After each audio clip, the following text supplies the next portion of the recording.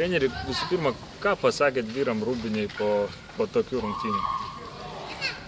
Pasakiau tai, kad prieš rungtynes buvau sakęs, kad pergalės tokiose situacijose susideda iš smulkmenų. Ir tos mums smulkmenos, kurios neteisingai mes padarėm ir pavedė.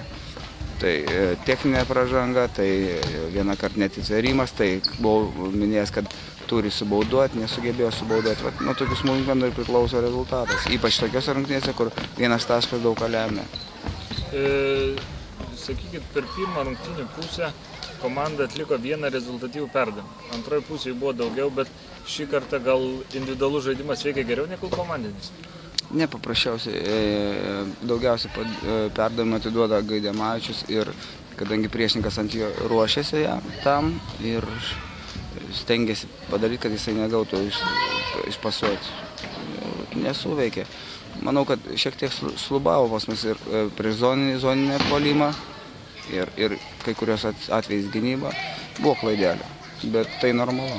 Pirmoji pusė turėjote dviženklę persvarą, jeigu padžiuosi perdavimas turėjote dviženklę persvarą, tačiau trečio vidury pralaimėjot atkarpą 2:17. Kas nutiko tuomet?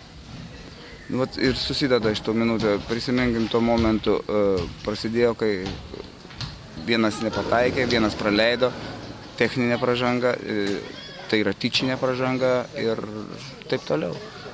Matyt, šitie žaidėjai per anksti patiki savo jėgom, arba jie per anksti pavargsta. Bet aš bandžiau padaryti rotaciją, teisingą rotaciją, kad kiekvienas gautų pailsėti.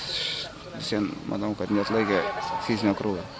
Ar šita nesėkmė psichologiškai komanda nepaveiks dabar jau likus LKL kovoms? Man sunku pasakyti, kaip čia bus. Manau, kad neturėtų paveikti, jeigu mes padarysim protingas išvadas, protingai nusiteiksim ir žinosim, kad reikia kovoti iki galo. Visiems manau, kad prerogatyva ir viskas kitas yra Lietuvos čempionatas yra šiek tiek gal aukščiau negu Baltijos lyga. Treneri, sakykit, pabaigoje rungtynių patyrę žaidėjai buvo aikštelė, bet kaip ir kalbėjom, tik turėt vieną komandinę pražangą, bet nesubaudavot. Kur čia yra problema?